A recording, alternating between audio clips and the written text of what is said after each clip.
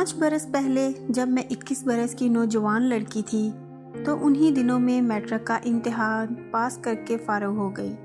اوپر سے گرمیوں کی چھٹیاں ہو گئیں تو میں نے اپنی امی سے کہا میں اپنی خالہ نورین کے پاس کچھ دنوں کے لیے جانا چاہتی ہوں۔ میری ایک ہی خالہ ہیں جو کہ بہاولپور کے ایک گاؤں میں رہتی ہیں۔ ان کی شادی چند سال پہلے اس وقت ہوئی تھی جب میں پیدا ہوئی تھی۔ اب تو خالہ کا 16 سال کا ایک بیٹا بھی تھا۔ خیر کچھ دیر کی ضد کے بعد امی نے مجھے خالہ کے ہاں جانے کی اجازت دے دی اور بھائی مجھے خالہ کے ہاں چھوڑنے گیا، جو کہ اسی دن ہی مجھے وہاں چھوڑ کر واپس آ گیا۔ میری خالہ مجھے اپنے گھر دیکھ کر بہت خوش ہوئیں۔ اس نے صاف کہہ دیا کہ اتنے عرصہ بعد آئی ہو تو اب 1 مہینے سے پہلے واپس جانے نہیں دوں گی، بس آرام سے یہاں رہو۔ مجھے پہلی نظر میں خالہ کا بیٹا بہت پسند آیا، جو کہ بہت خوبصورت تھا لیکن عمر میں مجھ سے بہت چھوٹا تھا۔ لیکن خالو میرا بہت عجیب قسم کا شخص تھا، اس کو دیکھ کر خوف آتا تھا۔ کسی وقت تو میں ان کو دیکھ کر ڈر سی جاتی تھی۔ نہ جانے خالہ جو کہ اتنی حسین تھی، پتہ نہیں انہوں نے اس میں ایسا کیا دیکھا اور اس سے شادی کر بیٹھی۔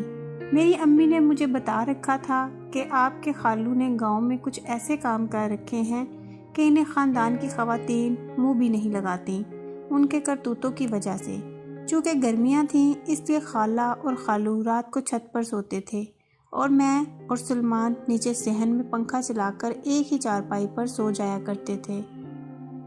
سلمان میرے ساتھ کافی مانوس ہو گیا تھا۔ ایک رات میری آنکھ کھل گئی تو نیند نہیں آ رہی تھی تو میں نے چھت پر جانے کا سوچا، لیکن اندر سے ڈر بھی لگ رہا تھا کہ کیا معلوم اوپر خالو جاگ رہا ہو اور کیا سوچے گا کہ یہ آدھی رات کو یہاں کیا لینے آئی ہے۔ میں آپ کو پہلے ہی بتا چکی ہوں کہ مجھے خالو کی شخصیت عجیب پر اسرار سی لگی تھی۔ وہ سارا دن مجھے عجیب سی نظروں سے دیکھتا رہتا تھا، لیکن جب میں ان کو دیکھتی تو مسکرانے لگتا تھا۔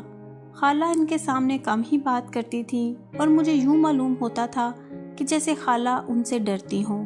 لیکن ایک بات یہ بھی تھی کہ خالو نے گھر میں خالہ کو ساری آسائشیں مہیا کر رکھی تھیں جس کی کسی بھی عورت کو خواہش ہو۔ خیر اب میں نے دبے پاؤں چھت پر جانے کا سوچا۔ جبکہ میں دبے پاؤں چھت پر چڑھنا شروع ہو گئی، ایک ایک سیڑھی پر بنا آواز پیدا کیے قدم رکھتی گئی۔ میں چھت کے بالکل پاس پہنچ گئی۔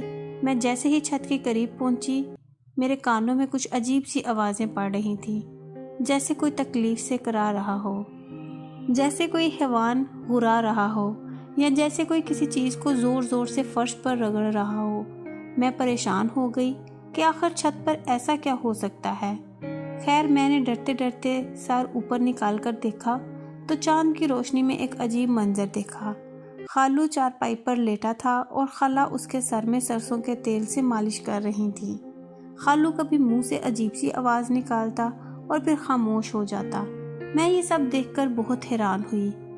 اتنے میں اچانک خالہ نے گردن گھما کر میری طرف دیکھ لیا اور مسکرا کر کہا کہ آ جاؤ بیٹا، یہاں آ جاؤ۔ میں خالہ کو اپنی طرف پا کر ڈر گئی اور جلدی سے نیچے اتر کر چارپائی پر جا کر لیٹ گئی۔ میں سوچ میں تھی کہ یہ کیا ماجرا ہے۔ انہی سوچوں میں گم تھی کہ میں سو گئی اور جب صبح آنکھ کھلی تو خالہ کچن میں کام کر رہی تھی اور خالو گھر پر نہیں تھے۔